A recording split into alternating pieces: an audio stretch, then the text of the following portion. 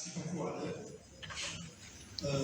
Habib Belkouché, donc, نشكر الكلوب de Nado qui m'ont invité. Je suis agréablement surpris par cet espace et par les activités qui s'y mettent. Donc, quand je vois des gens, des stages intéressés, des conférences, ce genre d'occasion, le café viendra après. On va parler science avant de prendre le café. Et je suis triplement fier d'être ici. D'abord, pour moi, c'est un retour aux sources. Ça me rappelle mon enfance. Je retrouve ici pas mal d'amis d'enfance du lycée. Ensuite, par ces activités qui sortent un peu des débats qu'on voit sur tous les plateaux des médias, qui n'apportent rien. Alors on passe à côté un peu de l'essentiel, surtout pour la jeunesse. Là, donc, il y a une commission qui réfléchit de la Tunisie dans 40 ans, avec des gens qui ont une moyenne d'âge de 70 ans. Et les débats essentiels associant les jeunes surtout. Et donc là, je vois pas mal de jeunes, y compris dans la première année du lycée, qui pensent déjà à leur avenir. C'est très bien. Plus tôt on s'y met, mieux c'est. Et j'ai voulu aussi remercier particulièrement Sékhal et par ricochet Henda, qui est une amie, une collègue de longue date, qui met son espace à la disposition de la communauté, du club de Nado et de l'association Love for Science, pour mener des débats. Alors, mon intervention donc, sera purement orale. Donc, je vais essayer de parler, introduire le sujet, surtout poser des questions, et donner des réponses de gens, d'experts qui ont traité de façon prospective ou rétrospective ces questions. Et après, on aura donc un grand espace, j'espère, pour interagir avec le public et essayer de... Je ne dis pas que j'apporterai des réponses, mais au moins enrichir un peu le débat. Alors, ma conférence, ça s'appelle le futur des métiers. Donc, d'aucuns se posent la question pourquoi je n'ai pas utilisé les métiers du futur. On parle davantage du futur des métiers et non des métiers du futur. Pour une simple raison, si vous regardez les métiers d'aujourd'hui qui sont les plus en vogue, je vais en parler, y compris le fameux data scientist, il y a 5 ans, on parlait d'un peu. Les choses bougent énormément. Et donc, prédire les métiers du futur, c'est pas facile, mais tout le monde s'accorde, etc. Alors, je vais essayer d'aborder ces sujets autour de références à des études militaires, des grands cabinets, mais également par des essayistes et des penseurs contemporains et autres abordant cette problématique. D'abord, je vais parler du contexte actuel. Donc, le contexte actuel, le titre de ma conférence qui évoque le futur est par certains aspects prétentieux. Alors, rassurez-vous, je ne détiens pas, hélas, de boule de cristal pour lire le futur. Ce que je vais raconter, comme je viens de le dire, il est fruit d'une revue de plusieurs études et enquêtes menées par des grands cabinets et des éminents chercheurs sur un sujet d'actualité. Qu'elles soient prospectives ou rétrospectives, ces études évoquent des tendances qui sont parfois controversées, voire contradictoires, de l'évolution du monde du travail.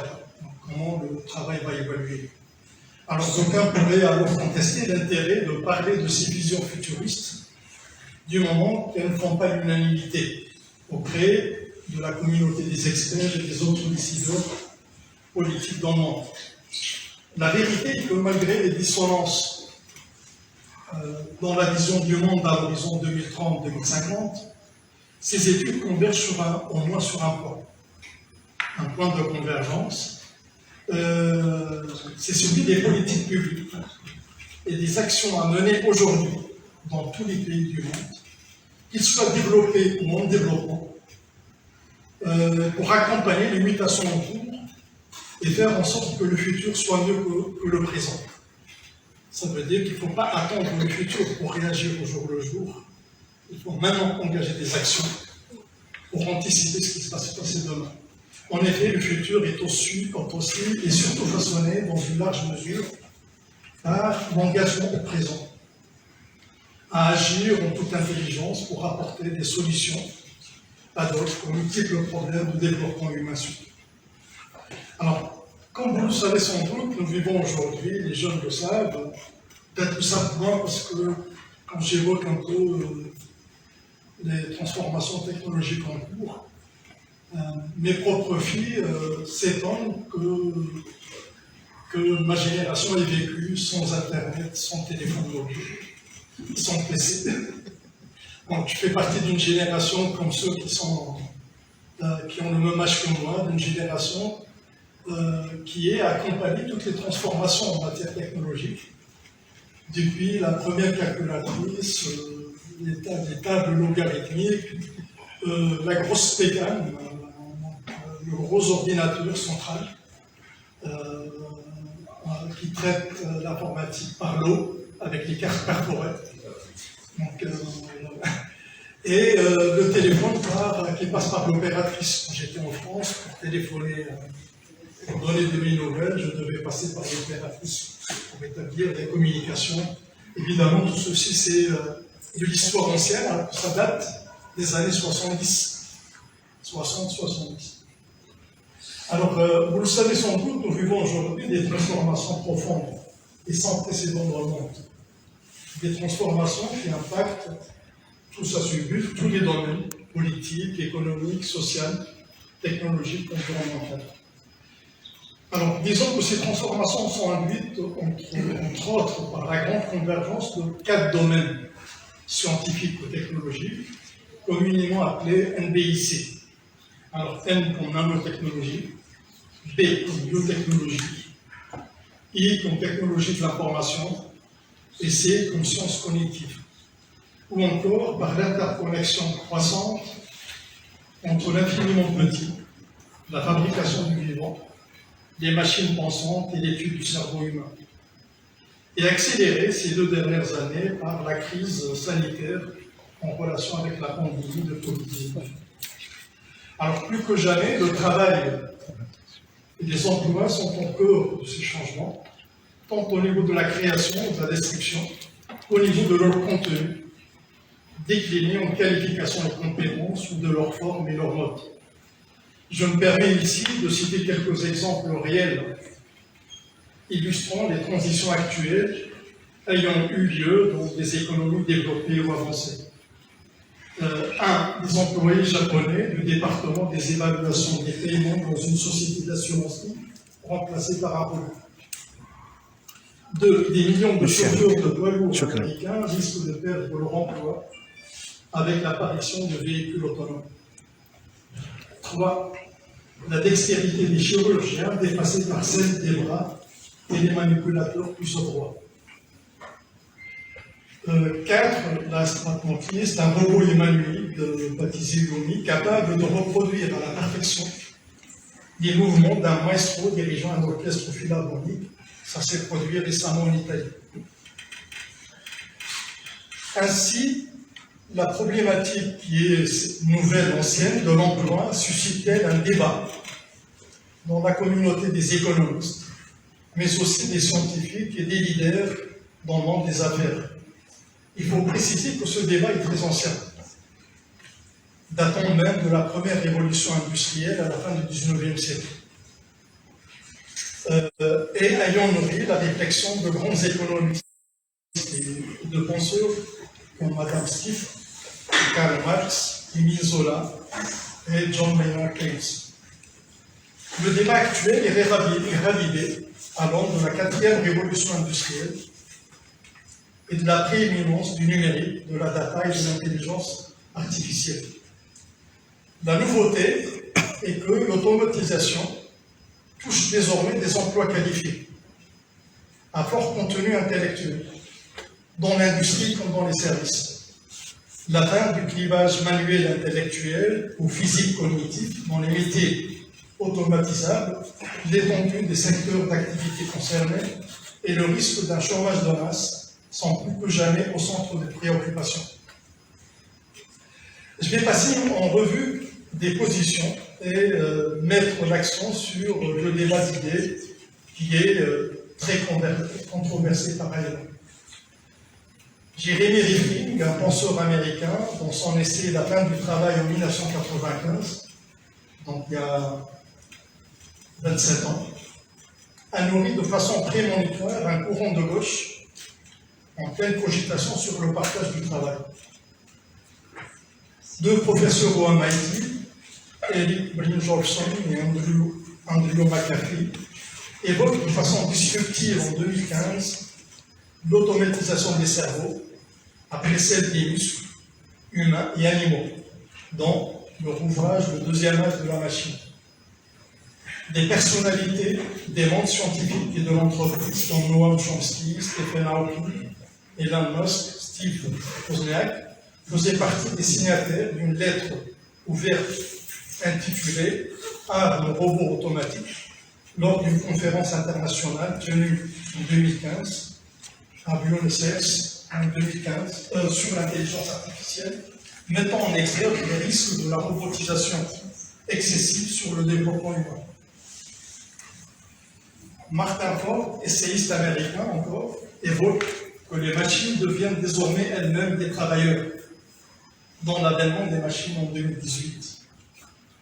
Dans ce courant de pensée, on assiste à un remplacement progressif du travail humain par des robots dans les usines, mais pas que, mais aussi par les algorithmes dans les bureaux.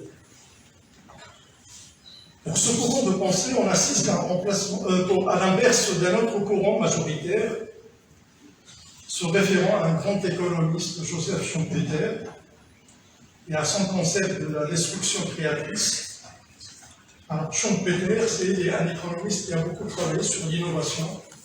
Alors, sa thèse a porté que derrière chaque révolution technologique, il y a des emplois qui sont détruits, d'autres qui sont créés, mais le delta net, il est positif. Ce qu'il appelle la destruction créatrice. Schumpeter considère que le travail finira par s'adapter, se réinventer, comme il l'a fait par le passé. Il y a beaucoup de penseurs américains qu'on qualifie de Schumpeteriens qui continuent à penser de la sorte. Alors, quelle est l'ampleur de la controverse? Elle porte surtout sur le fait est-ce qu'il y aura un chômage de masse. Le futur, paradoxalement, de plus en plus imprévisible, et un retour sur la question de la machine, ne cesse d'alimenter la crainte d'un chômage technologique de masse, expression prêtée à Keynes, provoquée par les progrès technologiques. Cette crainte est même manifestée par le grand public. Ainsi, selon un sondage récent en France de l'IFOP, 70% des Français sont pessimistes et pensent que l'intelligence artificielle ne créera pas suffisamment d'emplois pour remplacer ceux qu'elle détruit. Et 66% d'entre eux pensent qu'elle touchera tous les secteurs. Les Américains ont inventé l'expression terrifiante « useless people », l'homme inutile. Il y a même des essayistes et des penseurs qui ont écrit des ouvrages sur la théorie de l'homme inutile. Ça renvoie à quoi? Ça renvoie à ce futur sombre où les hommes, les êtres humains sont non seulement sans emploi, ils sont sans emploi ou inemployables, essentiellement pour cause d'obsolescence, face à la déferlante annoncée de robots, d'imprimantes 3D et d'intelligence artificielle dans l'industrie comme dans les services. Ça veut dire, c'est pas parce qu'ils ne sont pas qualifiés pour avoir un travail, parce que tout simplement, le nouveau monde économique ne va pas créer suffisamment de travail pour tout le monde. Cette vision est poussée à l'extrême par des adeptes du transhumanisme qui annoncent l'avènement d'une époque où l'intelligence humaine sera augmentée par celle des machines. Ainsi, En 2017, par exemple, ce n'est pas la dernière élection présidentielle, l'avant-dernière, un des candidats à l'élection présidentielle en France, le socialiste Benoît Hamon, a fait comme thème de sa campagne,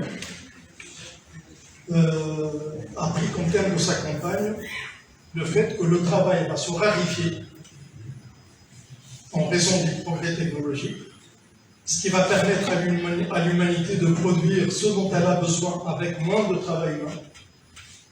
Les idées développées par Benoît Hamon épousent et sont beaucoup inspirées des travaux d'un grand économiste, Thomas Piketty, auteur du best-seller « Le capital au XXIe siècle » en 2013, mettant en cause l'amplification des inégalités dans la répartition des richesses entre le capital et le travail. Ça voudrait dire que donc, il n'y aura pas du travail pour tout le monde, et Benoît a préconisé une subvention, donc ce qu'ils appellent le revenu universel, pour financer ceux qui ne travaillent pas pour qu'ils puissent survivre. Tollé immédiat de certains économistes de l'autre côté, attachés mordicus à l'idée que si la croissance de nos besoins n'a pas de fin, le travail non plus, rien ne sera pire que de freiner l'innovation en adoptant la proposition de Malthus d'une taxe sur les robots. Parce que les gens de gauche proposent de financer ce revenu en taxant les robots. Sur les robots pour financer un revenu universel d'existence pour les perdants de l'automatisation. Pourtant, donc, Bill Gates et Elon Musk, on ne peut pas taxer comme étant de gauche, ont exprimé clairement leur position sur la question et sont pour une redistribution des richesses produites par les machines via une taxe et appuient le principe d'un revenu universel pour tous ceux qui vont perdre leur emploi. Des prises de position qui contrastent avec le conservatisme bridant de la plupart des décideurs politiques. Maintenant, je vais évoquer un peu les emplois qui sont en risque. Donc, à défaut de pouvoir prédire quels seront les métiers de demain, quels sont les emplois en risque? Ça, c'est un sujet d'actualité.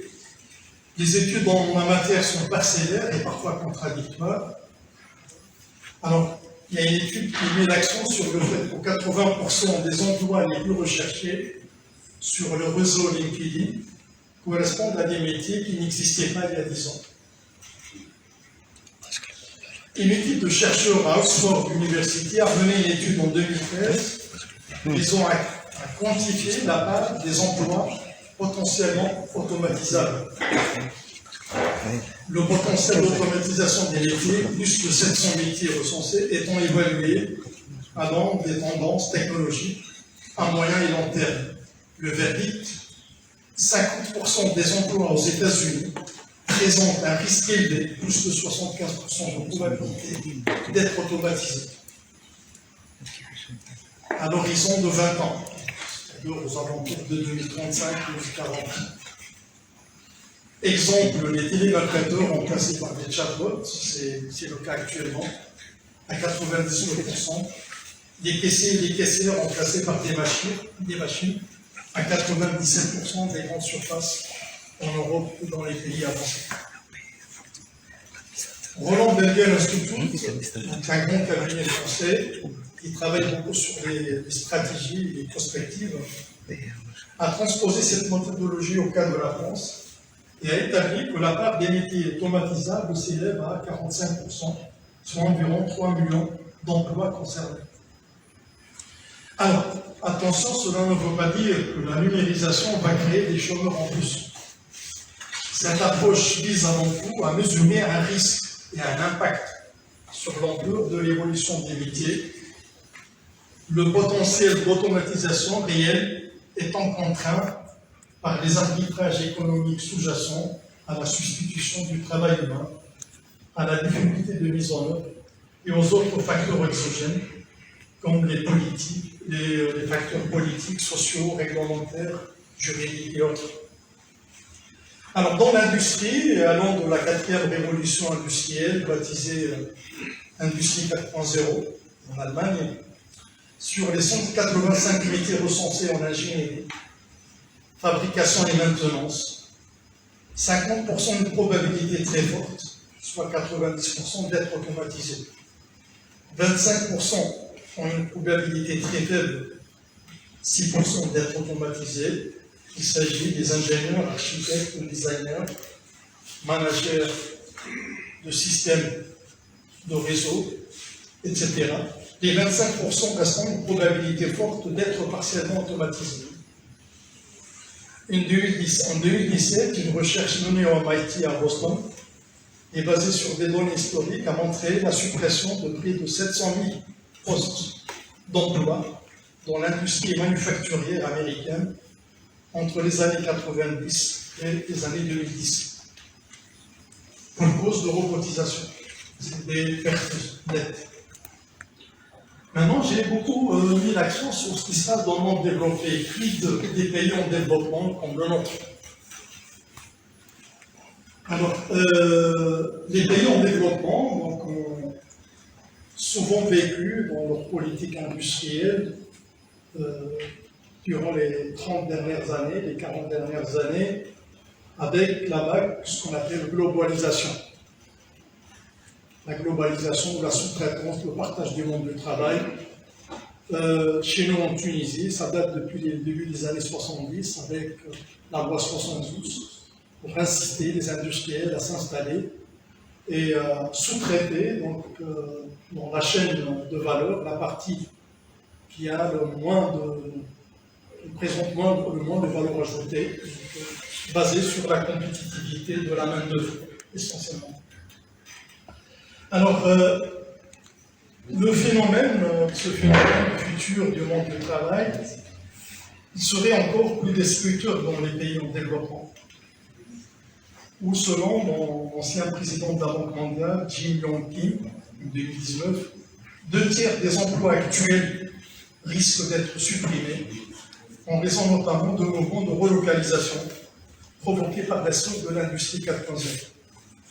Maintenant, donc, on entend parler, donc vous voyez un peu dans les politiques des pays avancés, comme l'Allemagne, la Corée du Sud, la France, on parle de relocalisation industrielle. Fini la Chine, usine du monde. Phénomène accentué par la Covid-19 notamment, avec les circuits longs d'approvisionnement.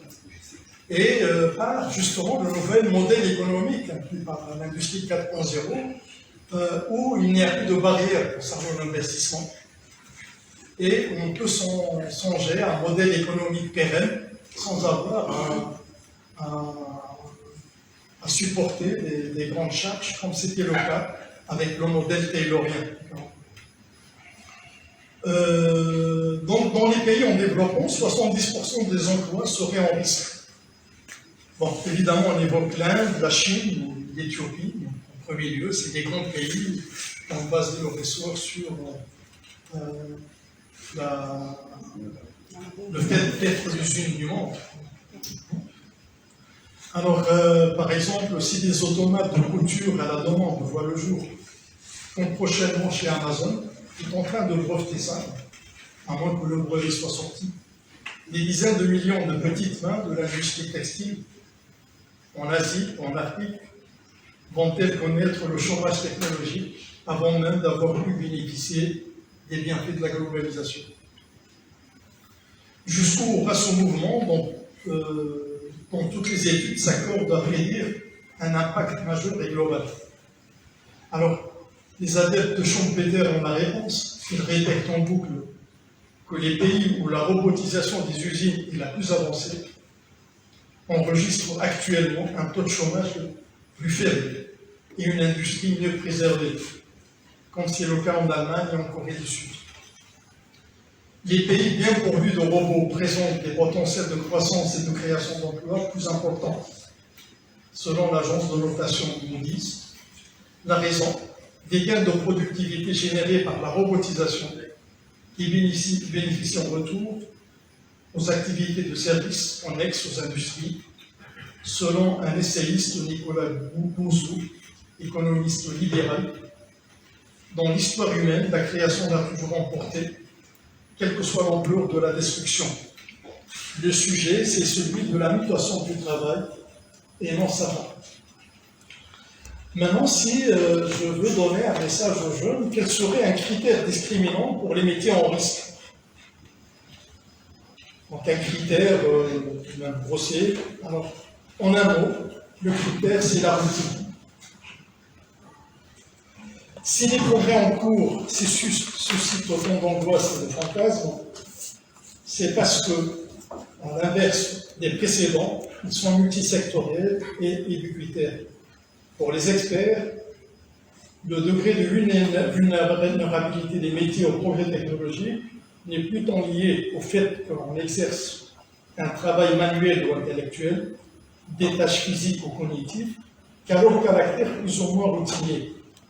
Alors, comme le disent les informaticiens, c'est quelque chose, si tu fais 2 fois la même tâche, tu saches qu'un logiciel va le faire à ta place la 3e fois mieux que toi. À l'inverse du XXe siècle, comme le fait remarquer un éminent économiste, Daniel Cohen, professeur à l'École normale supérieure de la République de Paris, où pour l'emploi, dans le XXe siècle, il devait être répétitif et complémentaire dans son desk trading action depuis 2017, alors qu'elle en comptait plus que 600 en pic au début des années 2000. Elle est passée de 600 à 2000. Elle a un algorithme basé sur l'apprentissage machine pour gagner des sommes certes infinitésimales, mais qui portent sur des millions d'opérations et ils se retrouvent. L'affaire, il s'appelle Keviel de la Société Générale du Papier, qui a fait perdre donc, en une journée, etc. Donc maintenant les banques sont prémunistes grâce justement donc à l'intelligence des ingénieurs et l'intelligence artificielle et l'apprentissage machine. En matière de tendance actuelle, on est actuellement à la polarisation du marché du travail avec des emplois intermédiaires tenus par la classe moyenne qui ne cesse de décliner et un grand écart qui s'amplifie aux 2 bouts de l'échelle. Des activités précaires peu qualifiées, mal payées et non délocalisables d'un côté, et une super élite très bien rémunérée avec des hauts niveaux de qualification de l'autre. Un processus déjà alimenté par le mouvement de globalisation et qui s'est traduit notamment aux États-Unis par un creusement abyssal des inégalités. Avec l'arrivée de l'intelligence artificielle, l'équation ne fait que se poursuivre. Selon Patrick Artus, économiste de la banque Natixis, il n'y a aucune raison de croire à une raréfication du travail en raison du progrès technique. En revanche, l'enjeu est bien d'inverser le mouvement actuel d'appauvrissement du contenu des emplois créés. La seule réponse possible pour monter en gamme, c'est la formation. Avant de terminer, je voudrais citer une compétence purement humaine qui aurait du mal à être remplacée par les robots.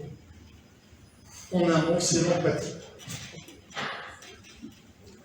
En dépit de leur diversité, toutes les études s'accordent sur un fait. Un haut niveau de qualification reste la meilleure garantie de l'emploi. Dans ce contexte, la part de la formation initiale deviendra plus relative par rapport à celle de la formation tout au long de la vie. Là, un message aux jeunes. Vous allez être concernés plus que nous dans le passé à vous former tout au long de la vie, tellement les choses poussent de plus en plus vite. Et afin de s'adapter à des cycles d'innovation de plus en plus courts et de plus en plus rapprochés. Toutefois, le niveau de qualification est loin d'être suffisant pour assurer une protection contre le risque d'automatisation, sont préservés de l'automatisation les métiers dits en pratique, les métiers manuels ou intellectuels, qualifiés ou non, mais qui requièrent de la créativité, du sens artistique, de l'intelligence sociale et du contact humain. Il m'est arrivé de discuter avec des collègues en France, etc., pour lancer un défi. Quel serait le métier le plus préservé de cette vague de robotisation de l'intelligence artificielle? Donc, je vous laisse y réfléchir, essayez de me donner, je vous le dirai après.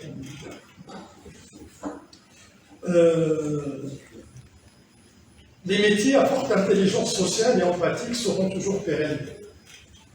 C'est ce qu'on appelle le paradoxe de Moravec, un professeur d'informatique à Carnegie Mellon University.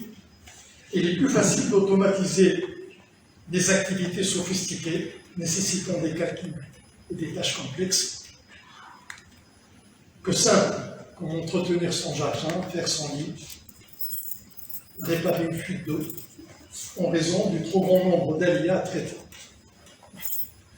Donc, un des métiers à préserver, le plan D a de beaux jours devant lui. Se fait payer plus cher.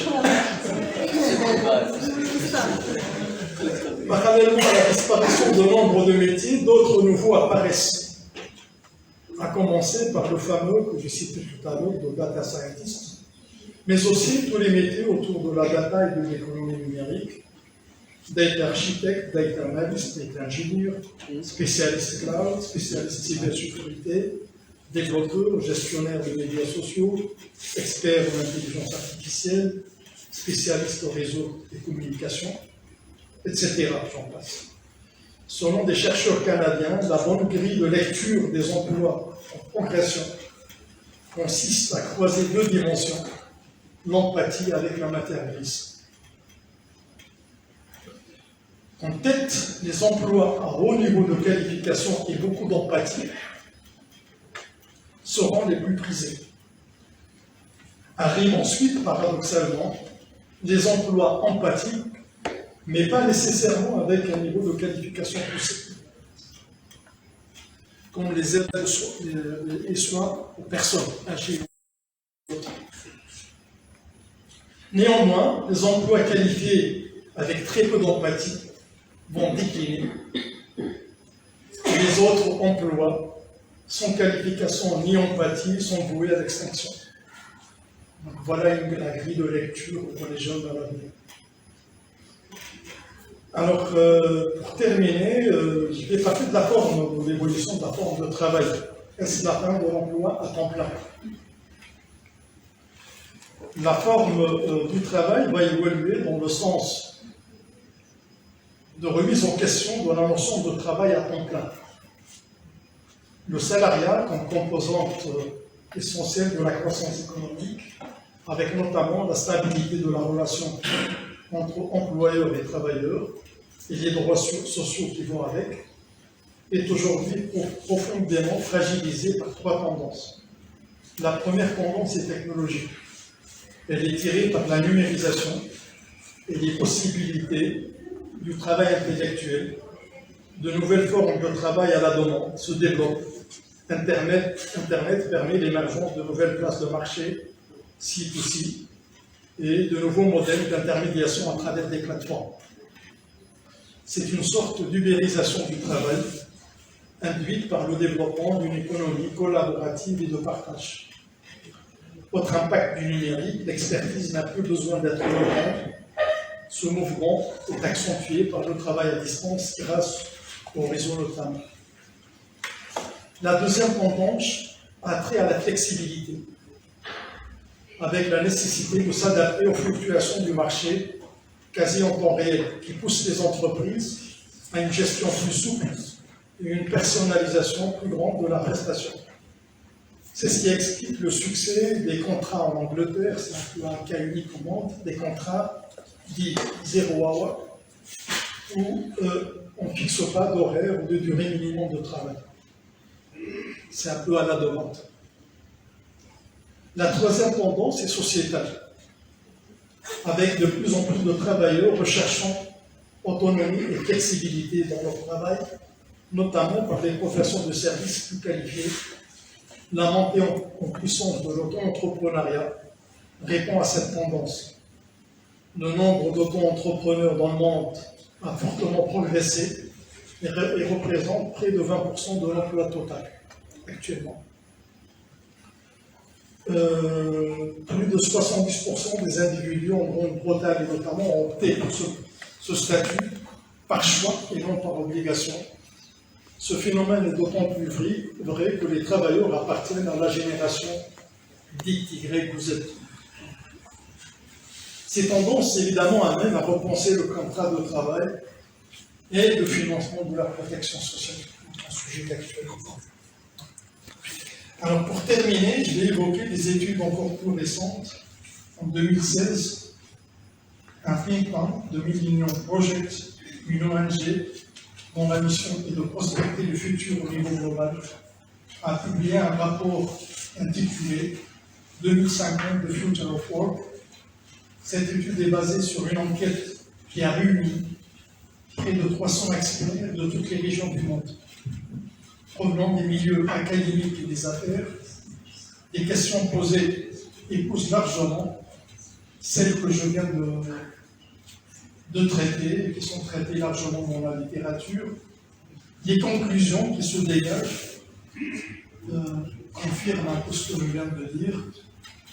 On ne peut prédire exactement le futur, mais on peut le façonner, dans la mesure où il dépend fortement du cadre politique et de la collaboration des acteurs.